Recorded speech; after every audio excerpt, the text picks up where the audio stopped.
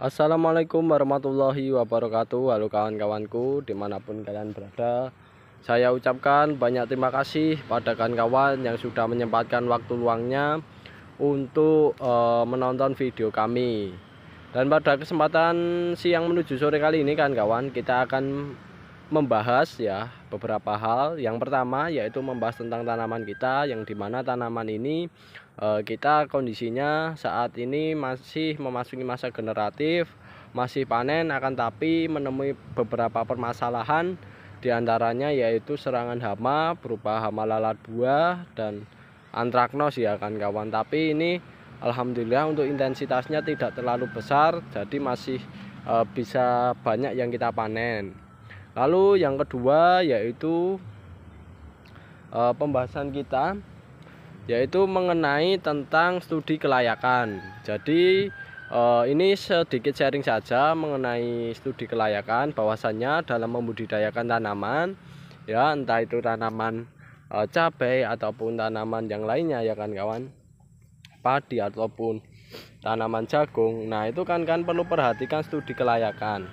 Studi kelayakan ini tujuannya untuk mempelajari mengenai tentang tempat yang akan kita pergunakan untuk budidaya, apakah tempatnya itu layak atau tidak, dan menentukan komoditas yang sesuai ya kan kawan, agar nantinya kan kawan bisa menentukan ya tanaman apa yang cocok dan menguntungkan semacam itu.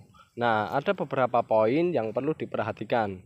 Poin pertama yaitu mengenai tentang lahannya, riwayat dari lahan tersebut. Apakah lahan tersebut sudah pernah dipergunakan atau belum sama sekali, atau bagaimana ya? Kan kawan perlihat dulu lahannya. Ya, kalau sudah dipergunakan, nanti parameter yang menjadi titik tumpuan adalah masalah mengenai kesuburan dan nanti pengolahan lahannya. Nah, itu kan kawan perlu perhatikan ya. Sangat-sangat perlu perhatikan, karena kaitannya kalau kesuburan nanti kaitannya dengan kemampuan dari tanaman nanti untuk tumbuh dan berkembangnya. Kalau tanahnya subur, pastinya nanti tanaman yang dibudidayakan akan subur pula. Tapi kalau tanahnya tidak subur, ya otomatis tidak subur ya tanamannya, tidak bisa tumbuh dengan bagus. Nah kan kawan bisa memperhatikan dari sifat fisik, kimia maupun biologi dari tanahnya, struktur maupun tekstur dari tanahnya itu sendiri, serta jenis tanahnya. Nah apakah komoditas yang kawan tanam bisa hidup di jenis tanah tertentu? Nah itu kan perlu pertimbangkan ya.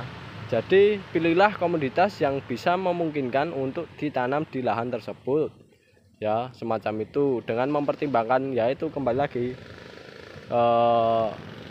struktur, tekstur, kimia, fisik, serta biologi tanahnya. Yang jelas itu biasanya tercermin pada tumbuhan yang hidup di lahan tersebut.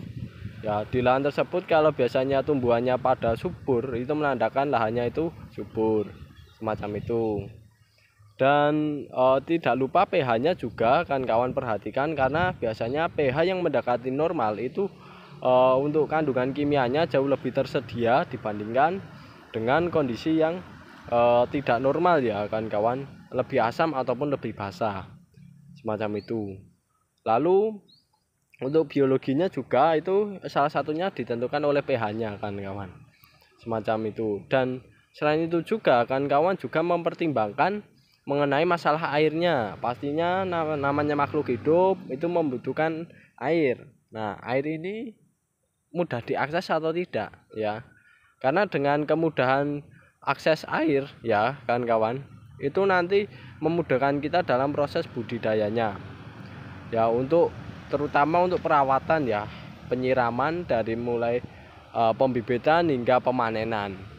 Karena saya sudah pernah mengalami ya, namanya air itu tempatnya lahannya memang di sini tapi tempatnya jauh kan kawan, sehingga untuk akses budidayanya ya habis di tenaga kawan-kawan ya. Kalau kita menggunakan mesin ya biayanya mahal, tapi kalau tidak menggunakan mesin tapi ya capek kan kawan.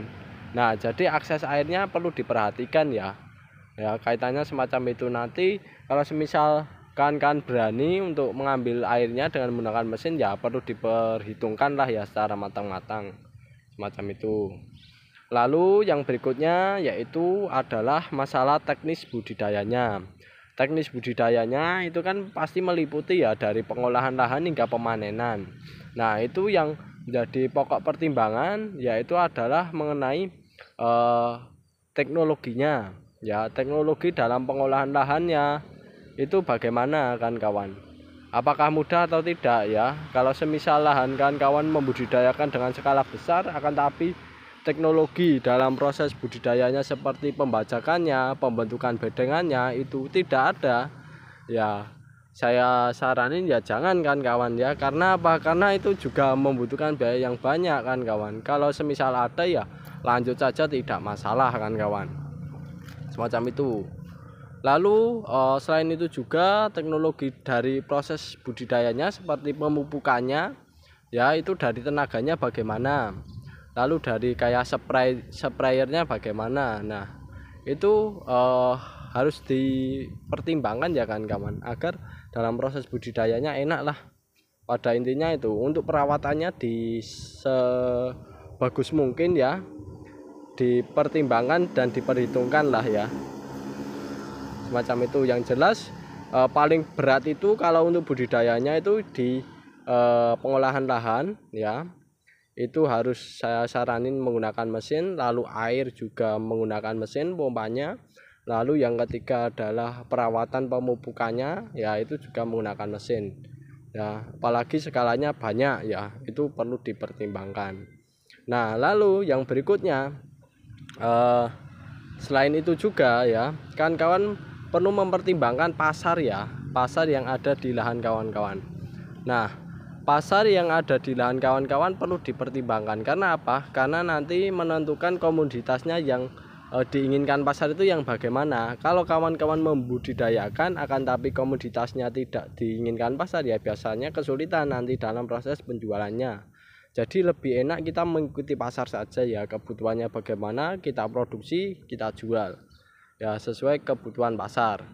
Dan berikutnya adalah yaitu mengenai geografisnya ya, dari letak penyinarannya ya, model lahannya itu akses sinarnya bagaimana ya, ketinggiannya, lalu kelembapannya, suhunya. Nah itu yang menjadi faktor-faktor lingkungan yang semacam itu juga perlu kalian pertimbangkan ya, karena nanti kaitannya terhadap metabolisme dari sebuah tanaman yang akan kita budidayakan. Kalau cabai ini cocoknya di dataran rendah kan kawan, karena dari cahayanya sesuai, suhunya sesuai ya, kelembapannya oke. Nah itu biasanya di dataran rendah itu cabai malah banyak berbuah. Tapi kalau di dataran tinggi terkadang kan akses suhunya terlalu tinggi, jadi buah itu tidak mau berbuah, cuma mengeluarkan